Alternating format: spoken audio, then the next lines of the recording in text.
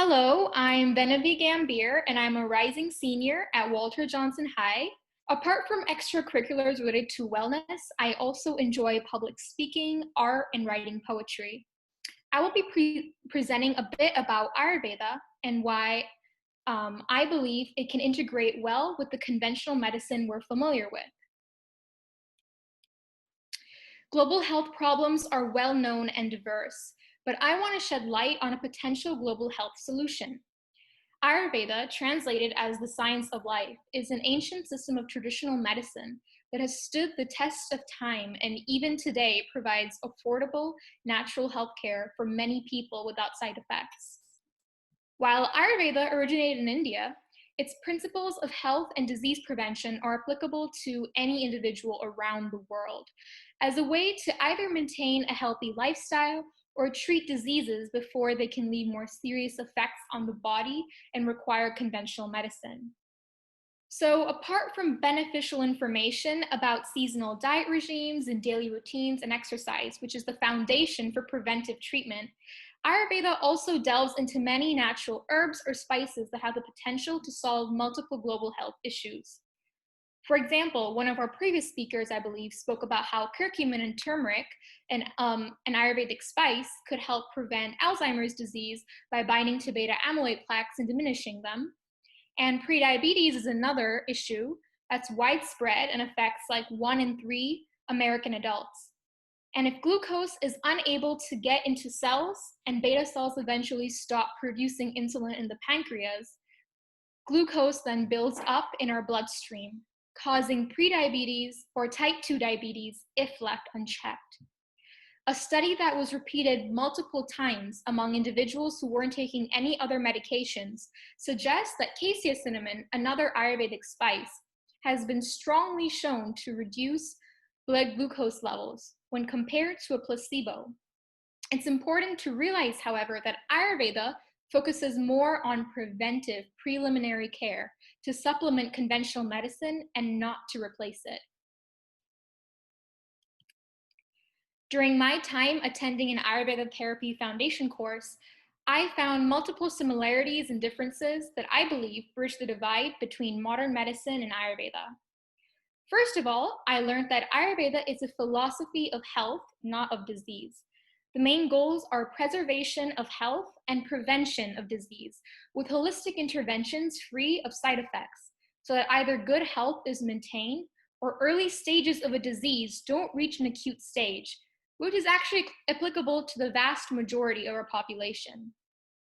This is different from what conventional medicine is best for: faster relief for the rest of the population that have acute illnesses, with treatments that involve side effects and possible adverse drug reactions.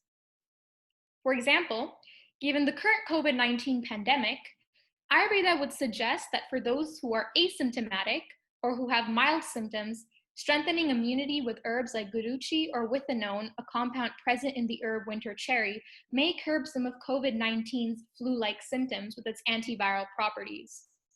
As the severity increases, however, conventional medicine becomes more relevant.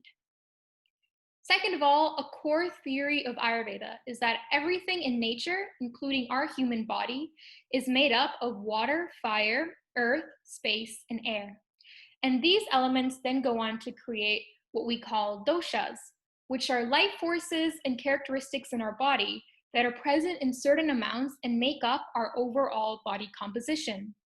So when that equilibrium is thrown off balance by either external influences like weather changes, drastic temperatures, changes in eating or sleeping patterns, and a dosha ends up having a larger or smaller effect on our body than usual, we become more vulnerable to disease.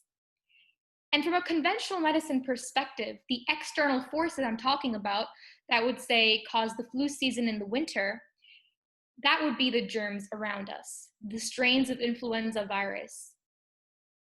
Third of all, while modern medicine is used to provide the same treatment solution for patients with similar conditions, like Tylenol when feverish or a painkiller for headaches, Ayurveda, on the other hand, accounts for both the external and the internal factors that provide context when examining a patient. And this can be anything from external stressors, the patient's state of mind, pulse rate, skin, ENT, waste material, and more. And what this does, it allows for a more personalized course of healing that focuses on the root cause of the disease and not the disease itself. So for example, if a person has nasal congestion, instead of saline drops, Ayurveda would probably suggest a hot water with ginger, lemon, and honey, probably a eucalyptus oil steam inhalation, or warm turmeric milk, because all of these different methods increase the dosha responsible for heat in the body, and they help counter the imbalanced kapha dosha, which is responsible for mucus and lubrication.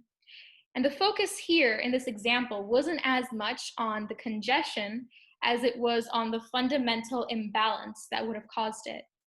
Regarding the future of Ayurveda, potential changes that are positive are underway, such as new Ayurveda research institutes being developed and conferences about natural medicine taking place with representatives from across the world. Along with that, there's also WHO's collaboration to establish consistent and rigorous standards for Ayurveda practicing and education. Currently, a significant consideration to be made is how ancient Ayurveda practices and therapies can be further developed beyond the ancient texts through evidence-based research. And that, in my opinion, will be its key to global access and to revolutionizing medicine into a more holistic practice. Thank you.